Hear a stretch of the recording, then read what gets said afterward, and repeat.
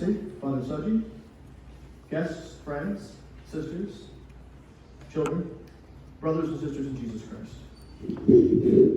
I stand here before you as an anomaly, a member of MCA who is also not a member of MCA, a member of Father's Forum who is also not a member of Father's Forum. Now, this church had a new challenge 35 years ago. In the beginning, it was founded by pioneers. I don't know how many people know this or not, but the efforts of the lay people here, the Multigenerational Catholic mothers and fathers of here, were the ones who helped build this church, helped reach out to our bishops in India, reach out to our priests in India, go to Cardinal Cole and explain, hey, there is not more than one flavor of Catholicism. It's not all Roman Catholic. And because of that explanation, we were able to say Holy Cordono in Incarnation's basement once a month, and then twice a month. And then a third Mass, an English Mass, came in the 90s. So I was there for all of this. I was there from day one of this parish.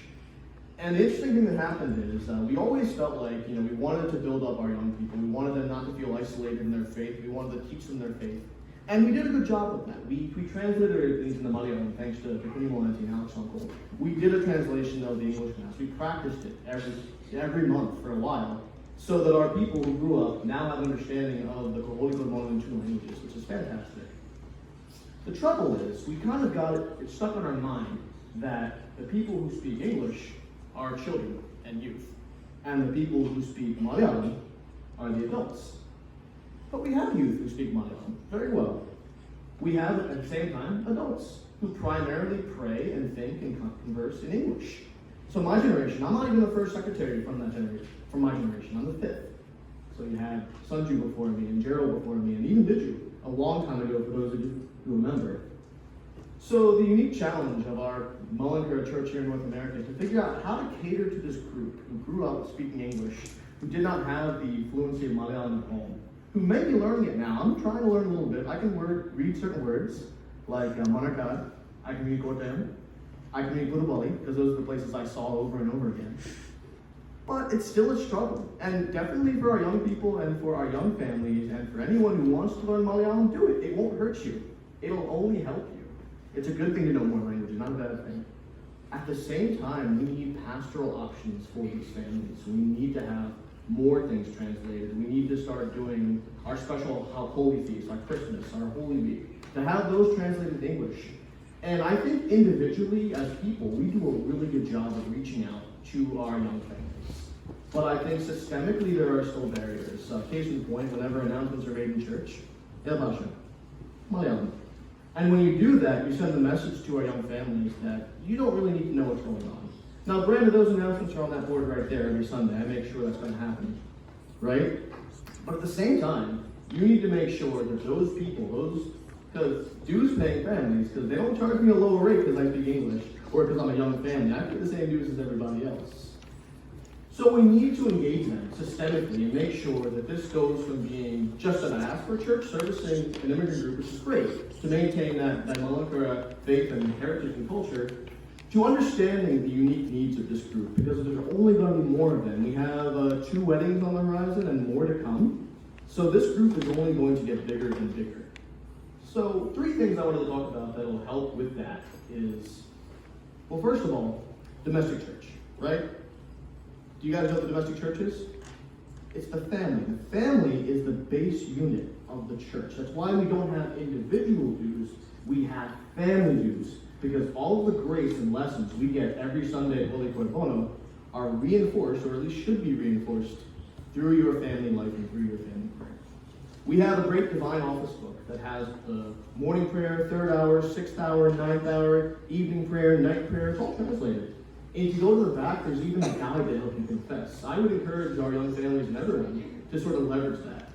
And be knowledgeable of what your kids' pastoral needs are. They may want to pray in Malayalam, they may want to pray in English, and be open to it. As long as they're praying, that's the important thing. I think we need more options in the vernacular of the places we're in. In Tamil Nadu, in the Diocese of Martavan, what language is the Holy Cordono in? It's in Tamil. That's right, it's in Tamil. They translated everything there. I got a chance to go to a Tamil Cordono during their Bethany with Paulos when he celebrated. And it was great. So we're doing missionary work there.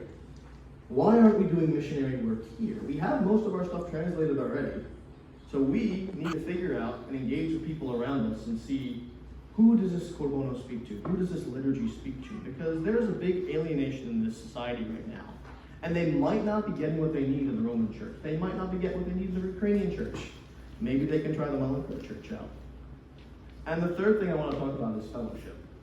That is a very challenging piece. I find myself a little bit jealous looking at the Orthodox Church sometimes. They do so much. They do 5Ks, they do food festivals, they are engaged and they are evangelizing.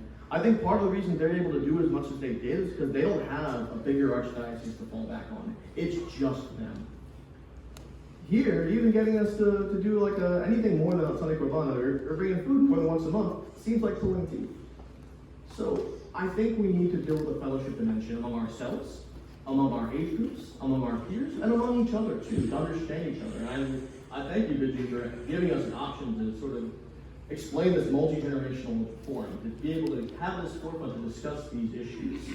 And I don't want to be down in this church. This church is a fantastic place. This church is my home. And I love everyone in this church and everyone in this room because we have that unique Antiochian heritage, because we have things that are handed down to us, because as far as uncles and aunties and chachins and chechis and jedins and everyone, there is a real family feel in this church that is one of its greatest strengths.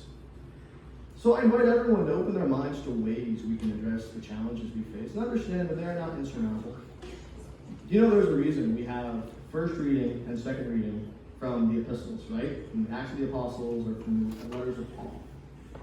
The epistles are basically a guide to how to church. Okay, Jesus comes. You have 4 books that are about Jesus. The Gospels where it talks about Jesus' story on earth, right? After that, you get Acts of the Apostles, you get Romans, you get all the different letters. So what are they dealing with? The exact same things we're dealing with as people. They're dealing with all these problems of cultural diversity, of ages. How do you deal with women and men relationships? How do you do things? How do you exist as a church? And the majority of the New Testament is dedicated to that. And that is why you get 2 readings there. So I would encourage everyone to read epistles as well. So once again, thank you for the opportunity to speak here, and God bless.